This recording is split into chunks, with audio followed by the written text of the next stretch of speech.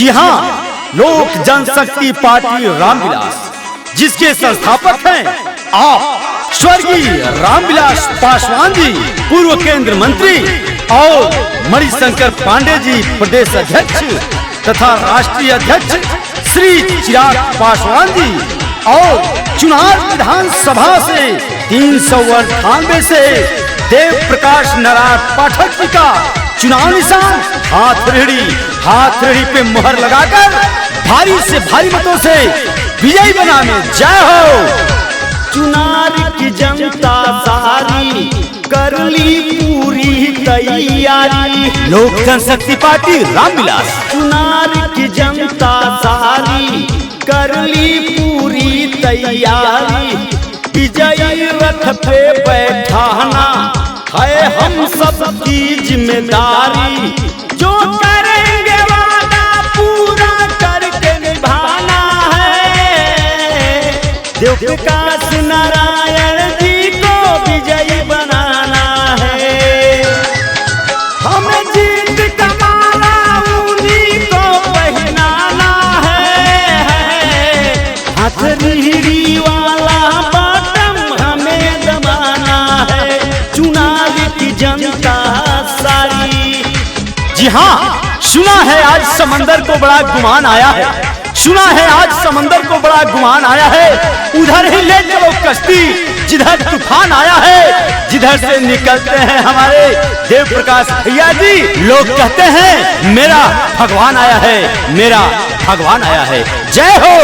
गाँव का अपने बच्चा बच्चा इनका दीवाना है, हर माँ बूढ़ी बुजुर्ग ने अपना बेटा माना है। जी हाँ, लोक जनशक्ति पार्टी रामविलास, चुनाव निशान हाथरड़ी।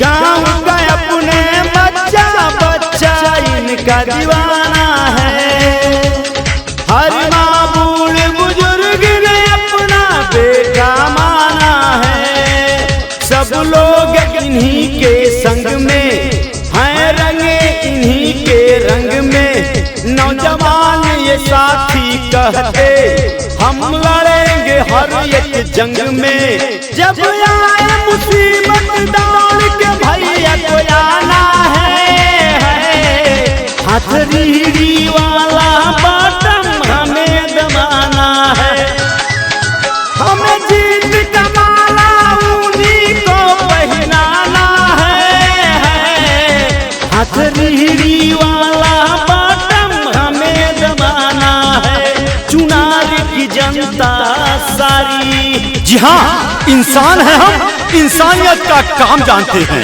इंसान है हम, इंसानियत का काम जानते हैं, हिंदू भाइयों को राम राम, मुस्लिम भाइयों को सलाम जानते हैं, सलाम जानते हैं। जय हो। बूढ़े बच्चे को भैया जी दिल में बसाते हैं, कोई भी दुख हो भैया हरदम ढोल उठाते हैं। जी हाँ, लोक जनशक्ति पार्टी रामविलास, चुनाव निशान हाथरड़ी। बूढ़े बच्चे को भैया जी दिल में बसाते हैं, कोई भी दुख हो भैया हरदम ढोल उठाते हैं, जो भी कहते हैं वो करते, वो कभी नहीं पीछे हटते, चुनार के सारे साथी बस नाम उन्हीं का रखते, हर बूढ़ बुजुर्ग का आशीर्वाद पाना है, देव प्रकाश नारायण जी को विजयी